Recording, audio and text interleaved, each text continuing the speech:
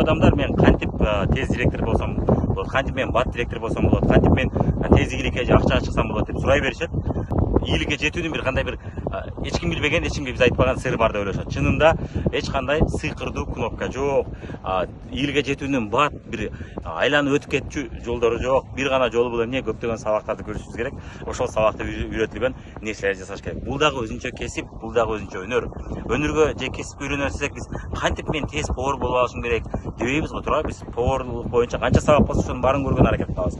Практика жасаш керек болсо, практика жасайбыз. Анан колубуздан келе баштайт, анан кийин бир ийгилик жаралат. Анан жөн эле мен кантип тез директор болсом деп сурагыңыздар келет, түшүнөм. Кантип тез директор болом дегенге сизге жооп берип кетейин. Кыскача критическая масса деген түшүнүк бар. Мына кичинекей кар, мына кичинекей карды сиз тумоотсоңуз, сиздин карыңызга аз эле кар жабышат.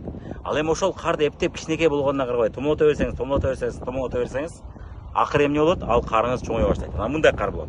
Ал карды томолото баштасаңыз, андан кийин чоңураак кар боло баштайт.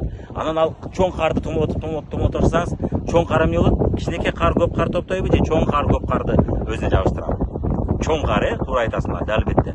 Дал ушул эффект болот. Сиз дагы башында келгенинизде командаңыз кичинекей 5-6 адам болот. Группаңызда эч ким жооп бербейт, эч ким жазбайт, плюс баспайт. Неге кичинекей карга аз эле адам жабышат, аз эле кар жабышат деп атабыз. Мына сиздин кичинекей командаңызга аз эле кардар, аз эле адам жабышат. Бирок командаңызды чоңойтуп алсаңыз, эптеп кичинекей болгонуна карабай, айланта берсеңиз, шарыңыз эмне болот? Шарыңыз барган сайын чоңоюп барат.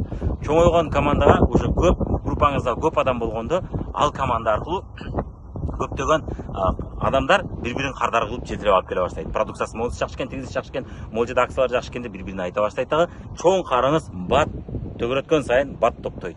Ушуну критическая масса деп коет. Сиз эгерде башында ийгиликке жете албай жатсаңыз, критическая масса топтош керек.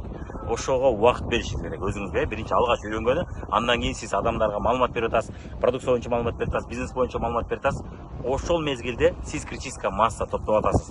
Кичинекей карды томолотуп атасыз. Ошол кичинекей карды томолотуп атканда ушуну өзүңүзгө эстетиңиз. Менин карым чоңойгуча, шаригем чоңойгуча, жанагы шарым чоңойгуча эптеп чыдап мен төгөрөтө беришим керек. Башка сыр жок.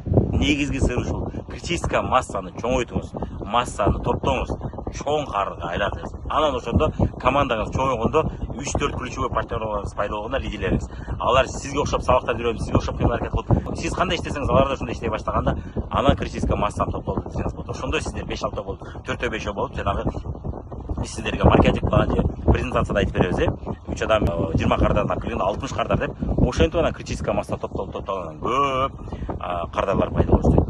Ошого чейин томолто бериш керек.